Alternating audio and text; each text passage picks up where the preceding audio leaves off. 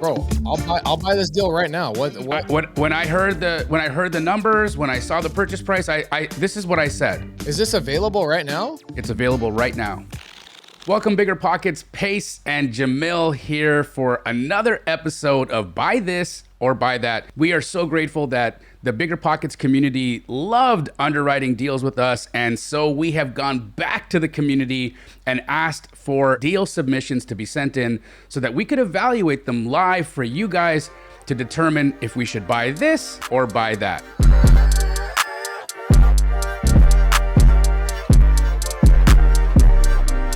How you doing today, Pacer? I'm great, man. I went back and looked at the other episode and saw all the comments, people loving on this last episode. And so I'm grateful that BiggerPockets gave us another opportunity to do it. I think people love the fact that we're talking about real deals rather than hypothetical, theoretical, fake stuff. These are real people that brought real deals, and we're having a real conversation as real estate investors going back and forth, whether we think you should buy this or buy that. So I'm freaking pumped. Amazing, I'm pumped too. Well, let's kick it off. I have a very interesting deal, and this one is located in Franklin, Virginia, Pace.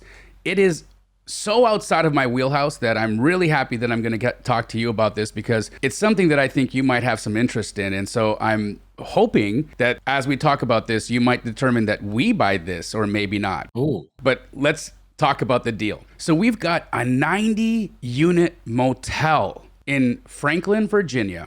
It is 45% occupied, all right? Half of the units have been converted to efficiency units. So they're beginning to convert the building from a motel to apartments. Okay. So the conversion into an efficiency unit, for those of you that aren't familiar with what an efficiency unit is, it's basically a studio apartment, which is a lot like what a hotel room would be. The only difference is that they'd be adding small kitchenettes into the unit so that it was self-sustaining and the person who lived there could actually cook in their apartment, where hotel units typically don't have kitchenettes in them. So that's the little small renovation that's happened on half of the building. And so there's a high demand for transient labor. There's a high demand for people wanting to live there for 30, 60, 90 days or for the duration of their contracts. And so they've actually had some pretty phenomenal rental situation happening with the efficiency units. The hotel, however, hasn't been operating as well as possible. So there's some opportunity for increase there. But even at 45% occupancy pace, the net operating income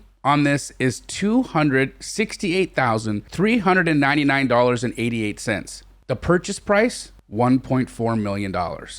Bro, I'll buy this deal right now. When I heard the numbers, when I saw the purchase price, this is what I said. Is this available right now? It's available right now.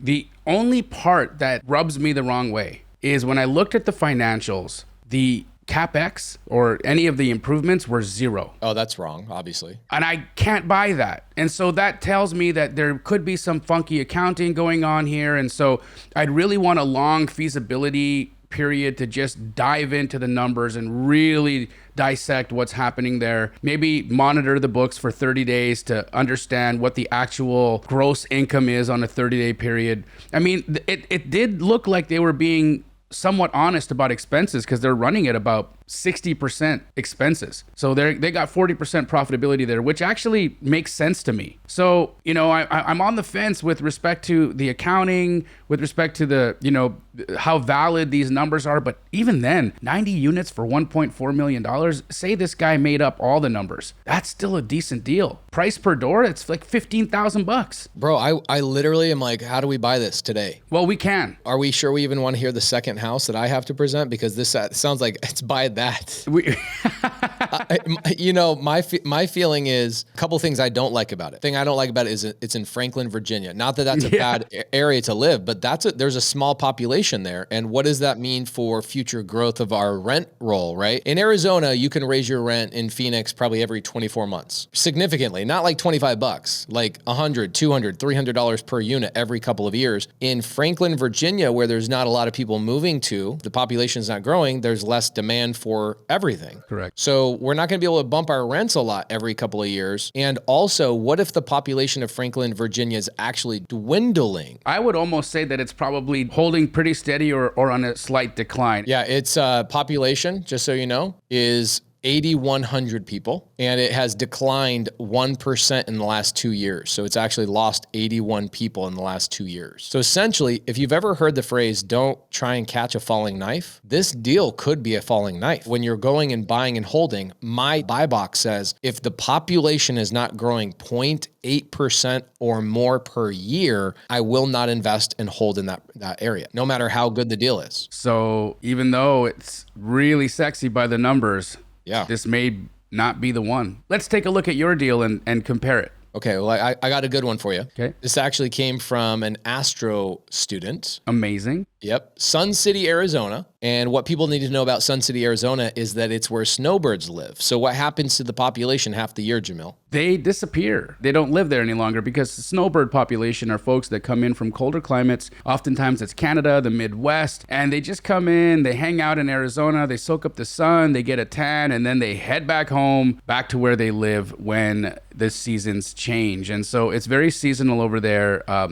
Difficult for like rental. It's not a good buy and hold area. It's just, you're obviously going to be selling to snowbirds. And so that demand is significantly reduced. Now, I love Sun City, but you have to time your projects properly. You don't want to buy a deal that by the time you're done with the renovations, you are selling the property in the middle of the summer, because no snowbird is buying a house in the middle of the summer. Right. Because they're not here. It's 122 degrees in Phoenix, Arizona, and they're all home in Des Moines, Iowa, and they're up in Boise. They're up in Saskatoon, Canada, right? Right. So Sun City, that's one thing to know. Purchase price is $200,000. And when I first hear that $200,000 in anywhere in Maricopa County, I go, that's a good deal. Mm-hmm. $200,000 for a house in Maricopa County, that's a good deal. ARV, or the future retail value after it's been renovated, is $350,000. It's a nice spread. A little bit of detail. Yeah, good spread. $150,000 a spread before renovation costs and closing costs and all that stuff. It's pretty good starting line. 1,428 square feet, 2-bed, 2-bath. I don't love the 2-bed, 2-bath. A lot of the projects I've done in Sun City, we added a bedroom, but retired couples don't necessarily always need a third bedroom. That's why there's a lot of 2-bed, 2-baths in Sun City, just because of the demographic doesn't necessarily call for it. They have the extra bedroom for a guest or an office, but beyond that, they don't really need the extra space to clean and maintain. Right. They want bigger living rooms where they can entertain their guests and all that kind of stuff. So I've been looking at the dollars that Raheem has been spending on some of our remodels, and she's pushing $60 a foot sometimes when we go to those high-end remodels. So we got $60 a foot at $1,428. That's $85,000. Dang. Okay. So you got $150,000 spread. You take the $85,000 out. You got closing costs. You got holding costs. You've got utilities, all these types of things. I mean, you could probably walk out of this deal making, I'd say, around $40,000 on a flip, which that's more than 10% of the exit price. That's pretty good. But there's a couple of other things about Sun City that we need the audience to know. What's the biggest thing that happens in Sun City when you buy or sell a property, Jamil? There's a huge HOA fee that's due. And it's an HOA transfer fee, and it doesn't matter. Even if you wholesale the property,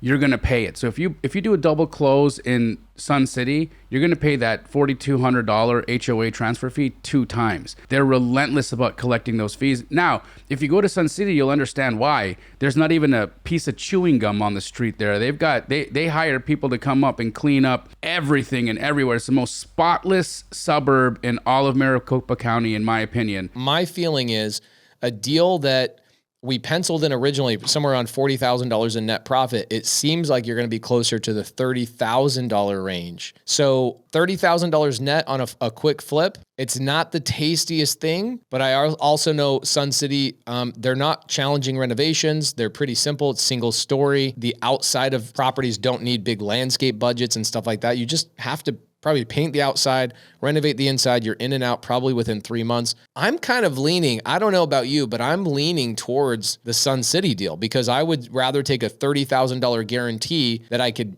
go utilize in my next deal than go buy a big 90-unit motel conversion deal that's going to take me a year to figure out. I won't have a payday on that thing for maybe a year, and by the time a year comes and goes, the population might have shrunk on that hold. Yeah, I love that. And I do love making money, and pretty much guaranteeing the fact that I'm going to be on the upside of a deal. And so I'm with you.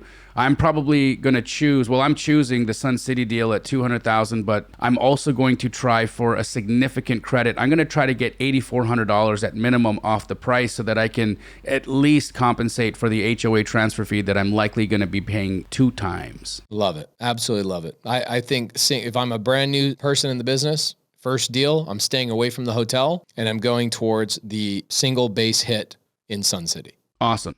Guys, thank you so much for joining us on another episode of Buy This, Not That. Jamil and I, we get to have these conversations all the time around the dinner table, when we're flying around the country, at meetups with people. I hope this helps you feel like you're a fly on the wall as 2 real estate investors are talking about and picking apart each and every deal. We get a lot of comments down below. Hopefully you guys can give us a comment down over on YouTube about what you liked and what you want to see more of. We love talking about these deals, so please keep submitting them to us, and we'll see you in another episode of Buy This, Not That.